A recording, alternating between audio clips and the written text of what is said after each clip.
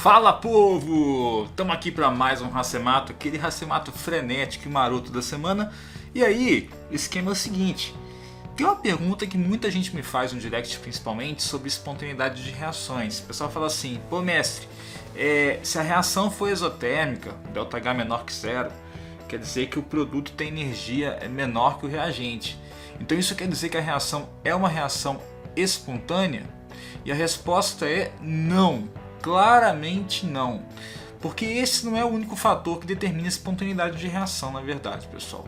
O que determina termodinamicamente a espontaneidade até agarrou, de uma reação é um negócio chamado energia livre de Gibbs, que é uma grandeza termodinâmica que é advinda da junção da entalpia, advinda ficou chique, não ficou? Chique demais, e da entalpia e da entropia com a contribuição da temperatura. E por quê? Eu não vou deduzir aqui a equação de Gibbs para vocês, mas ela parte da seguinte análise, na verdade. Logicamente, se eu tenho um produto que tem uma energia menor que o reagente, faz todo sentido pensar que tem uma tendência de ser espontânea. O que eu falo para vocês é como se fosse um carro no alto de um morro e ele tendo que chegar na parte de baixo do morro. Beleza, então pode ter certeza e garantia que a entalpia é um fator que conta para isso sim. Só que esse carro não necessariamente vai ter só que descer.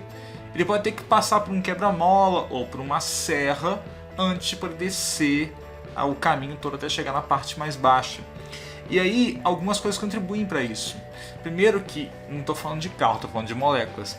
Então as reações acontecem com choques entre as moléculas. E esses choques têm a parte cinética contabilizada também.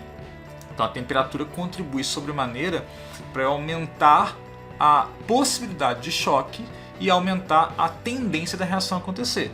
Então não é só um fator termodinâmico, tem um fator cinético também envolvido, tá?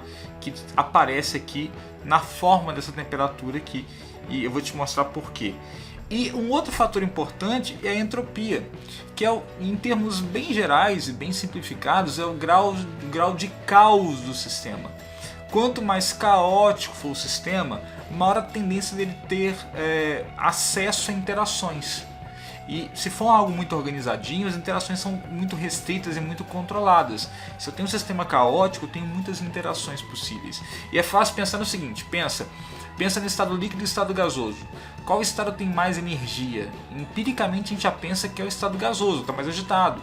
E essa liberdade das moléculas, das partículas, no estado gasoso, é definida de maneira matemática e termodinâmica pela entropia, que é o ΔS. Então, quanto maior for o ΔS, maior a tendência do processo acontecer espontaneamente. Então, tem dois fatores termodinâmicos importantes aqui, que é a entalpia e a entropia. Você fala assim, beleza, mas e como é que eu sei então que a reação é espontânea ou não, mestre? Mano, a gente já sabe que um carro descer o morro é espontâneo, teoricamente. Então um ΔH negativo tende a ser espontâneo. Só que também eu tenho que ter uma contribuição entrópica favorável. O grau de caos ou de possibilidades de interação tem que ser alto. E a temperatura contribui com isso. Por isso tem um T vezes ΔS ali. Lembra, pessoal, a temperatura em Kelvin nessa equação, tá? Então, qual é a condição de espontaneidade clássica? Uma reação exotérmica, uma reação e um processo que tem entropia maior que zero. Isso vai gerar um processo com ΔG negativo. E aí, ΔG negativo implica em processo espontâneo, tá? Espontâneo. Tem um nome muito usado que é exoérgico para esse caso, tá? É um processo espontâneo, ΔG negativo. Agora, qual que é o caso clássico do não espontâneo? Um processo que tem o ΔH positivo, o ΔS negativo. Porque aí eu tenho que subir o morro, pensa assim, e ainda tem que organizar o sistema. Então isso aí, tendência de acontecer nula. O ΔG é positivo, é um processo não espontâneo chamado de endoérgico também, em alguns livros. Agora, tem situações que são meio estranhas, que eu tenho que calcular para saber. Se o ΔH for negativo e o ΔS for negativo, aí eu tenho que ver, depende da temperatura também, eu tenho que ver o peso de cada um, a temperatura que isso ocorre, para poder definir se realmente vai ser espontâneo ou não. O ΔG é uma incógnita.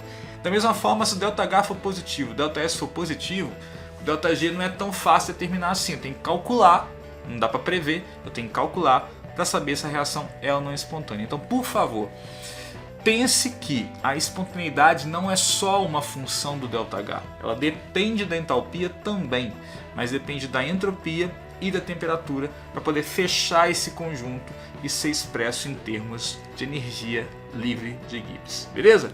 É nóis que voa, até o próximo Racemato. Se inscreve no canal, se inscreve aqui no Instagram, vem com a gente, tamo junto. Valeu, povo!